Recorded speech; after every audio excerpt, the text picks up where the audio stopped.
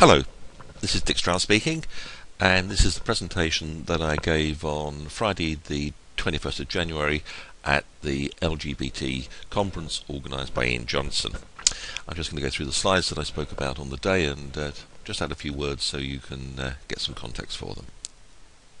Okay, it was a brief presentation, around about 10 minutes, and I looked to try and cover, using the data in the research, three areas. I wanted to talk about, well, to start with really, why were we listening to this presentation at all? What are the driving factors that make the older market so important? And that really does come down to numbers, and I just wanted to give some numbers, give some magnitude of the importance of the older market.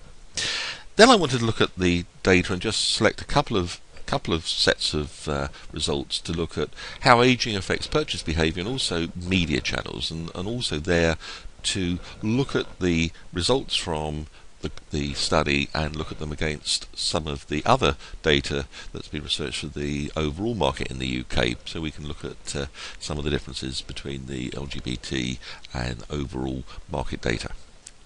And finally, to say a few words about a very important area of business and a very important area for all older people, which is care services. And this is an area that Ian Johnson and I have been talking about for some time, and looking at the importance to understanding how older people, as they enter this what can be quite distressing period of their life, go out making decisions. Okay. Just some numbers to start with. And if we look at the UK and we just look at the demographics and the forecast for two, let's call them younger age groups, 16 to 24 and 25 to 49-year-olds, you see the numbers. Obviously, I say obviously, they're both pretty flat, aren't they? And I'll save you the sums and tell you what the total figures are over that period of time. You're seeing a decline of over 300,000 people in the UK within that age bracket between the ages of 16 and 49.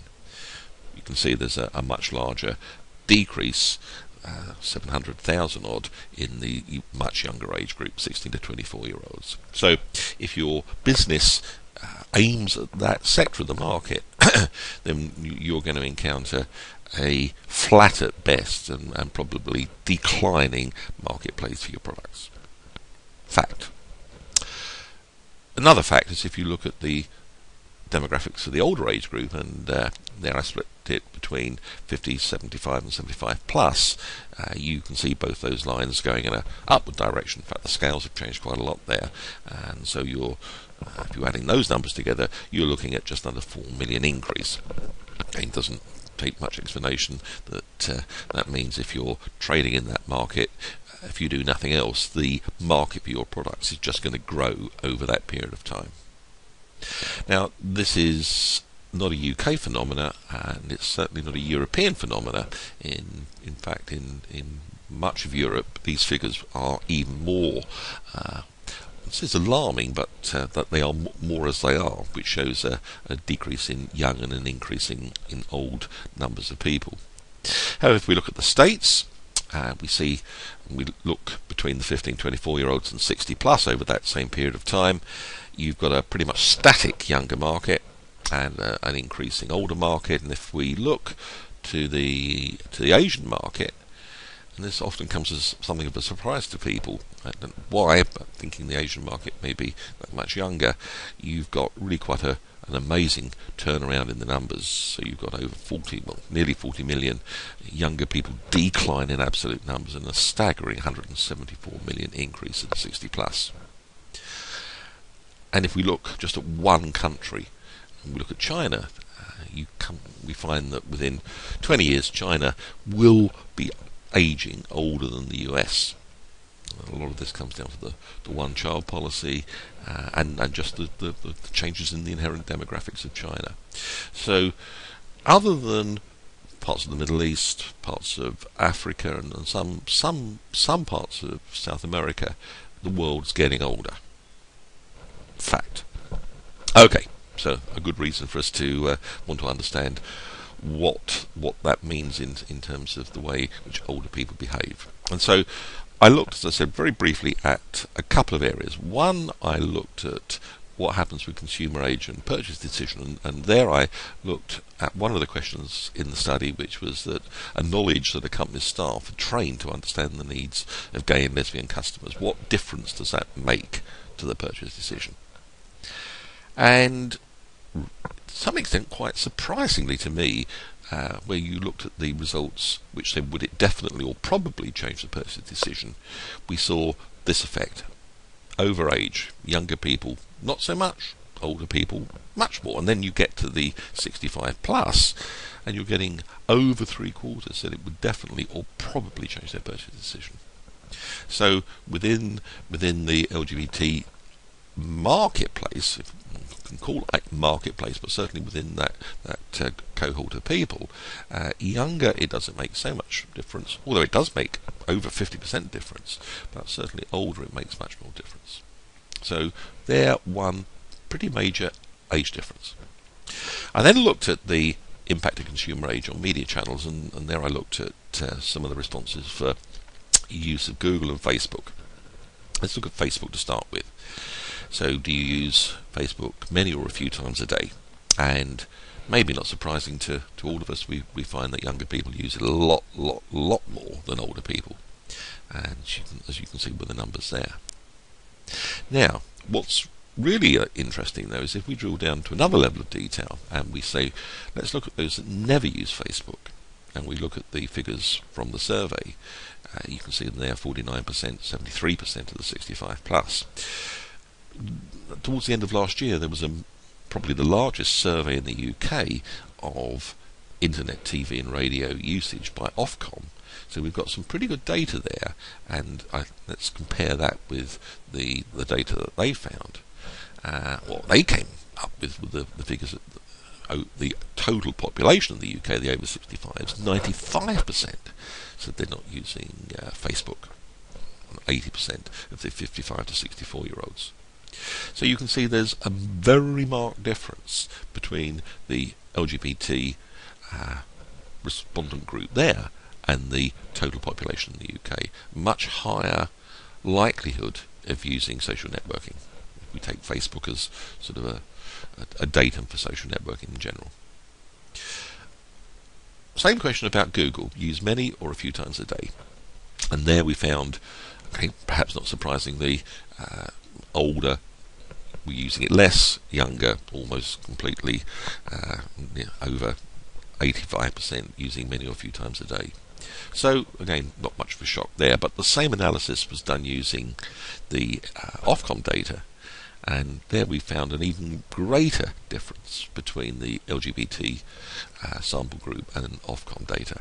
So 65 plus in the total population of the UK, 65% are saying that they're not using, in fact they're saying they're not using the internet at all.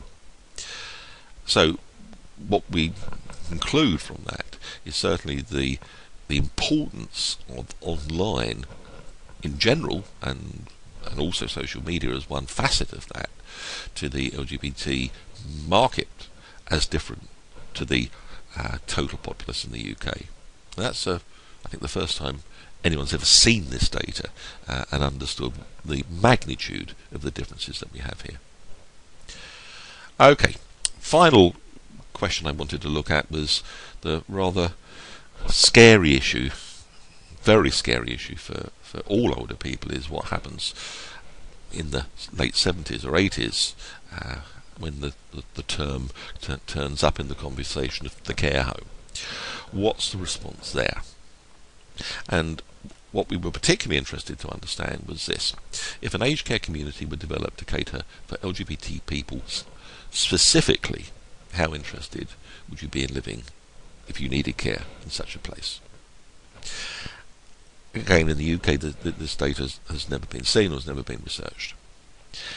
And what we found was globally really very big differences. We found in Australia 65% were of the view that it would make a significant difference, they would be interested. Coming down in levels of importance, Japan, the currently the oldest country on the planet, 63, not much of a difference there. Coming down a little bit more to the US, and then when we got to the UK, about half would be significantly interested in that type of facility. Looking at the other end of the spectrum and looking at those that showed less of an interest, down in Argentina it was 37%, and then coming back to Europe, and this just shows you I think this is a more general point to take, the big differences by geography in how older people respond. The figures for France at 35%. So you're looking at a very big difference between France and the UK. And this by the way, is what we find in almost all research of older people. France and the UK have quite significant differences. So it is a very important factor for some countries, and one that I think will become more important as a theoretical thing for a 25-year-old to think about how they will respond when they have care is one thing. When you're in your 70s, then it becomes a much more real thing. Okay, I'd like to just conclude really then to sum up. One thing we haven't spoken at all about is the fact that we are in a recession, which I think we all probably are, we don't need to be reminded of, and rather a graphic picture, but I think this captures for me what the marketer's job is in a recession. It's really looking for the nuggets of gold in the marketplace, because there's going to be a lot of stuff out there, lots of people who are going to be radically reducing their purchasing, in some cases almost to nothing. And so what you're doing, you have to be a lot smarter, you have to look a lot more detail, you have to dig a lot deeper to find those areas of the market that can be of benefit. And what that means in reality on a day-to-day basis is that when we look at our customer base, when we try and segment it and we try and understand the demands of it, we've kind of got used to thinking about maybe a bit about geography, about age, although often in a very simplistic way, maybe a little bit about lifestyle, maybe about gender, but probably not enough, the ethnicity of the individual, probably not at all, and a bit about the life stage. Where is that person in their overall development through life? One area which very rarely comes into play, as we saw from a lot of the other presentations at the conferences, is around this whole area of the data we've seen here when we look at how particular individuals in the LGBT group behave, which is different. In many ways very similar, but in some ways very different. And understanding that becomes so important to really be effective as a marketer. So, I thank you for listening. You've got my email address, a little plug for the book. If there's any questions, then get in contact with me. Okay, thanks very much.